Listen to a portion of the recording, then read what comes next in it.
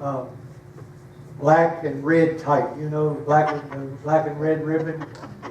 That's what's on this page. So we've come a long way since that day. That day we preached. I guess you'd call it preaching. We talked. Brother Phil Mayo was the conference superintendent, and he was sitting out there, and that made me even more nervous. So, but we delivered what we felt like the Lord had put on our hearts, and I thought it'd be appropriate to maybe read the same passage as a text today. It's a powerful text, and I don't know that I can relate to it completely. But Paul even clarifies it for himself. Now, I'd like to read that passage from 1 Corinthians chapter 2, beginning in verse 1. And brethren, when I came to you, I did not come with excellence of speech or of wisdom, declaring to you the testimony of God. For I determined not to know anything among you except Jesus Christ and Him crucified. I was with you in weakness, in fear, and in much trembling. And my speech and my preaching were not with persuasive words of human wisdom. Here's the part I hope to some degree was true with us. It's not with persuasive words of human wisdom, but in demonstration of the Spirit and of power, that your faith should not be in the wisdom of men, but in the power of God. In chapter 3, verse 7, so then neither he who plants anything, nor he who waters, but God who gives the increase. So then neither he who plants anything, nor he who waters, but God who gives the increase. Now, he who plants and he who waters are one. And each one will receive his own reward according to his own labor. For we are God's fellow workers. We are God's field. You are God's building. Then one other place in 2 Corinthians chapter 3, one verse 5, Paul clarifies it. Not that we are sufficient of ourselves to think of anything as being from ourselves, but our sufficiency is from the Lord.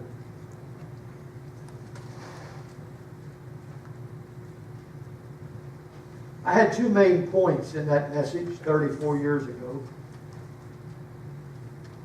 And the first point was, I thank the congregation, the small few people, handful of people was here, for their confidence in voting us in as pastor of this church.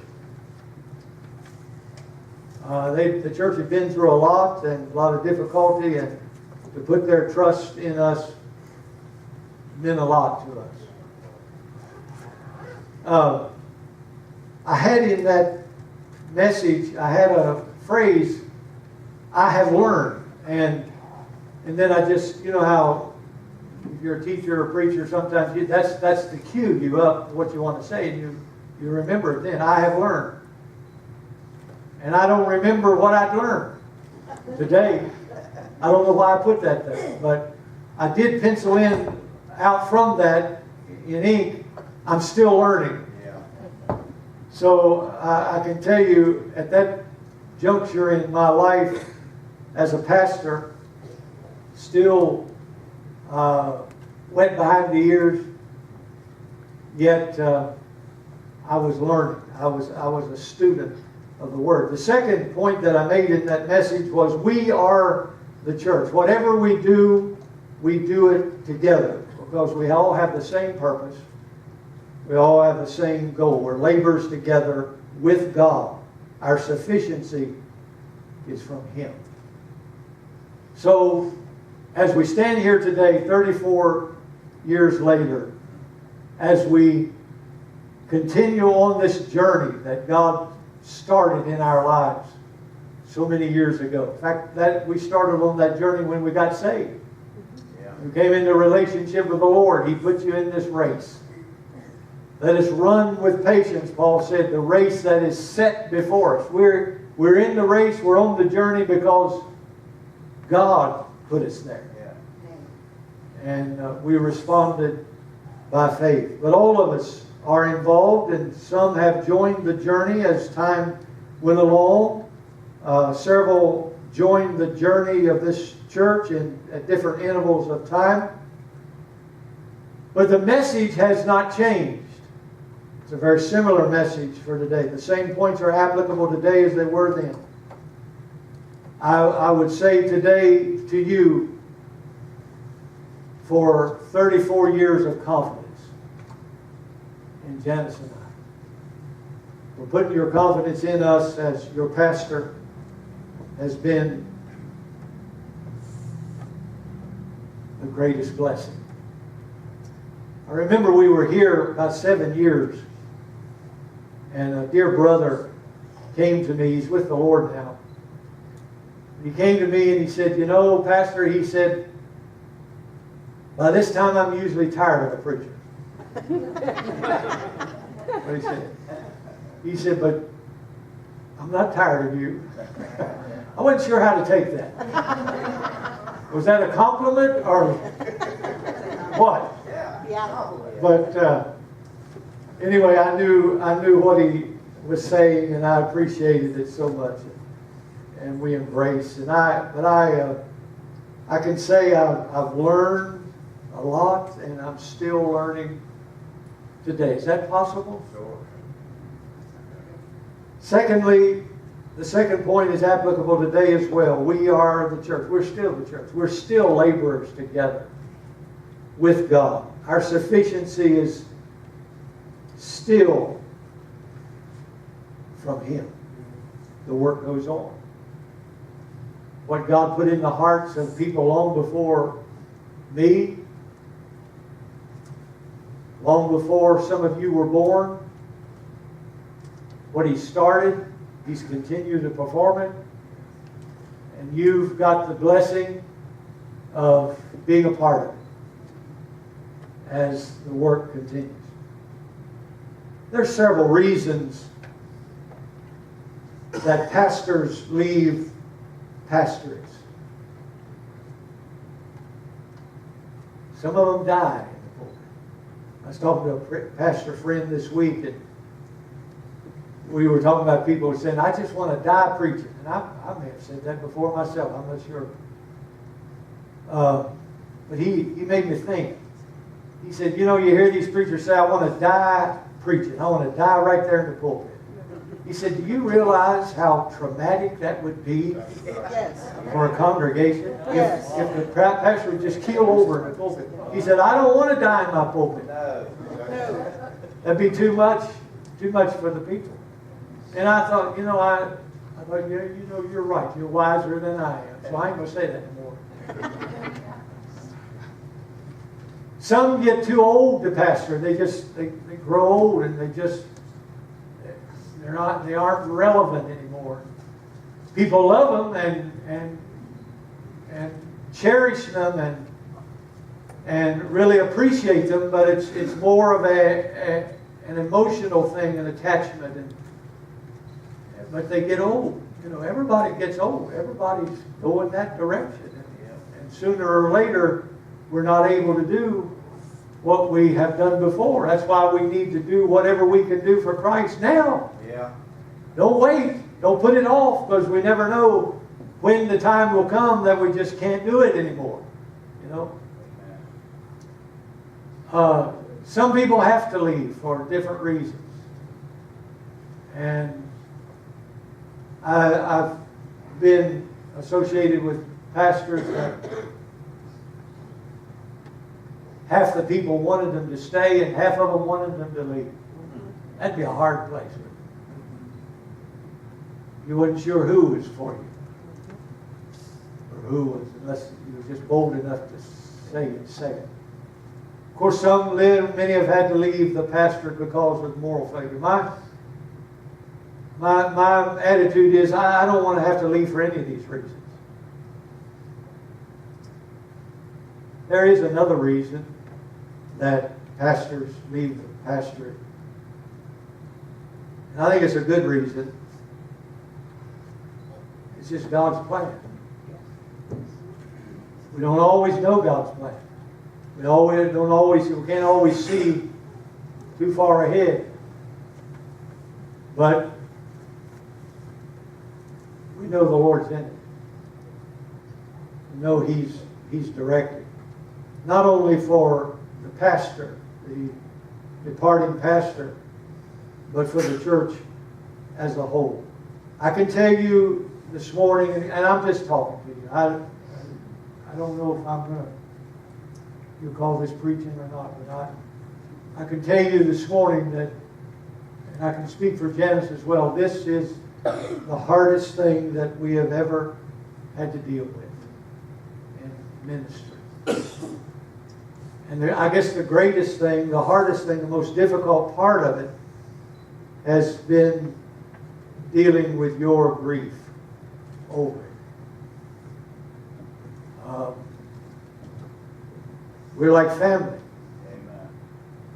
We've got a lot of friendships that have grown here. I remember when we were first starting out in ministry, we sat under the ministry, the teaching of this guy. I think he pastored some big mega church somewhere.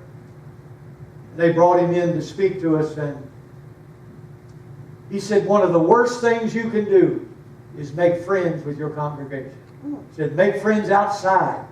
Make sure all of your close friends are outside of your church. Don't have any close friendships within your church. We were early on then, but we'd already gone too far. It's too late. Yeah. There's already friendships formed and lasting, eternal friendships. And I can tell you this morning, and we appreciate this picture so much, and that will go in a prominent place. But I can tell you without any hesitation, regardless of separation, there will not be a day go by that we don't think about you. There will not be a day that goes by that we'll not talk about you. I mean in a good way, not just. Rephrase that. In a good way. There will not be a day goes by.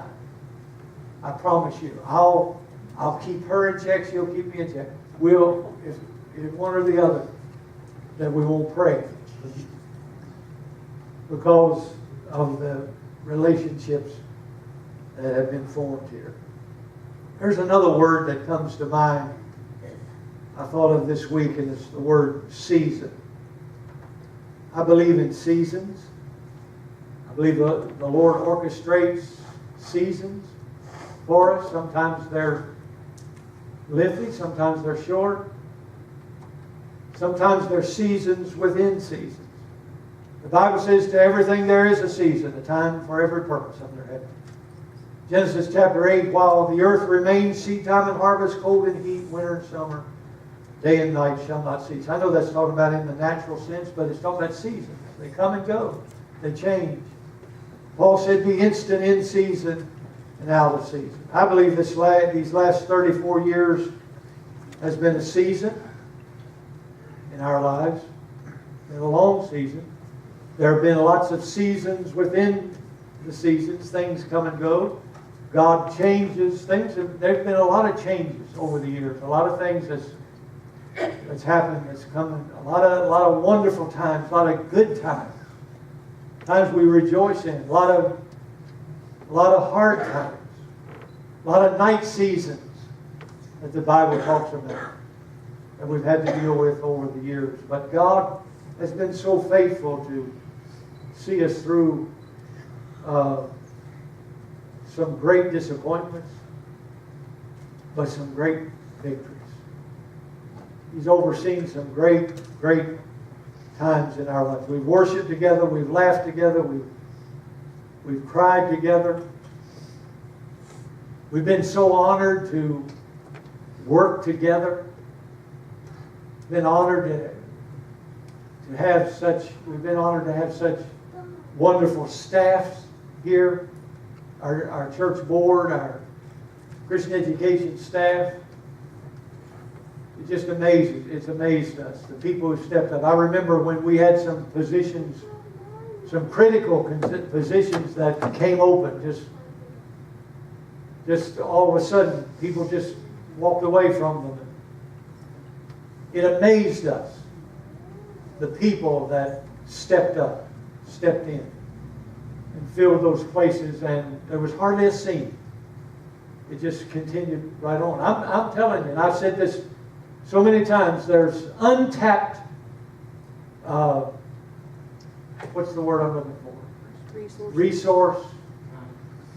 What? Potential. Untapped potential in this church. And there's a lot of failures on our part, my part, as a pastor, and probably one of them was not being able to tap into that. But what we've seen God do in lives and through lives over the last little while is just, we stood in amazement. I didn't know you had it in you. To be honest, I didn't know you had it in you. But it just goes to show what God can do in willing vessels. I'll say this again later, but you haven't experienced your greatest anointing. God always provides an anointing. When we make ourselves available to God, He always provides an anointing. Amen. For whatever we're endeavoring to do for His glory. I want you to remember that. We've seen God do some incredible, miraculous things. Already mentioned the missions, the vision that God has given you here. And it's so fitting for us personally that this would happen on this day. Thank you for sharing that vision. Thank you for catching the vision and continue with it. I heard somebody say one time, refer to this church. You know, usually when they refer to churches as mega churches, it have to do with numbers, people. But I heard somebody one time refer to you as a mega church and you're giving to world missions. A lot of seasons, a lot of things happen. But here's the message. There's a new day dawning. That sounds political. It sounds like a motivational. I hope it is motivational. But I believe that there's exciting days ahead. This is not a funeral. And I appreciate Brother Allen this morning. And that was a good song to start off with, the joy of the Lord. This is not a funeral. This grief that we feel, that we all feel, of transition and separation. I want us to look at them, what we're feeling as birth pains. Could we? That may be a stretch for some of you, but I want you to think of it. This is just leading. God's got something coming down the road that it's going to blow your mind. You're going to rejoice. You're going to be singing. You're going to be happy in the Lord. You're going to be saying, when you see us from time to time, thank you for obeying the Lord. That's what happened to the first church we pastored, the only other church. That church went on to do things. One thing that became the number one for a year or two, became number one missions giving church in the whole denomination. That church grew and God blessed them, and they're continuing today. They got a new young pastor, just took over. We had a couple visit yesterday from up there. And God's doing great things, and we just thank God for it. God has a record of your past. I mean, the good past. He don't care about the past. That's under the blood. That's in the sea of forgetfulness. He chooses to forget that. Thank you. But He's got a record of your good past. When you begin this journey, you begin this walk, you begin this ministry, He's got a record of it. He has everything in control in the present. And He knows exactly what's happening in the future. before it ever happens. We've come a long way. We're celebrating 60 years of ministry, this church. 60 years of ministry. God gave a vision to some people. They started, and God's kept it going.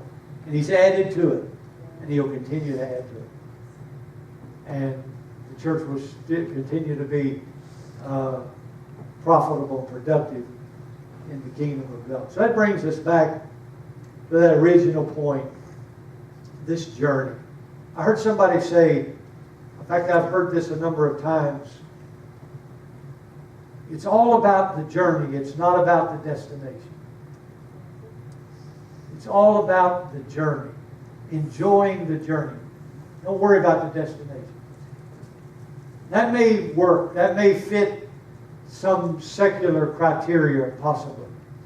You know, maybe we can find a place that would fit in. But when it comes to serving God, it's all about the destination. It's all about where we're headed. Yeah. It's all about why we're doing what we do. Yeah. In fact, it's the destination that keeps us on the journey. That's it. The hope that is, the joy that is set before us. Hallelujah. That's what keeps us traveling on, keeps us going on for the cause of Christ. God has invested in us for this journey. Our sufficiency, remember, is from Him. There's a song written several years ago that I thought of this week, and I got some of the words. It says, "We're pilgrims on the journey of the narrow road. Those who've gone before us line the way, cheering on the faithful, encouraging the weary, their lives a stirring testament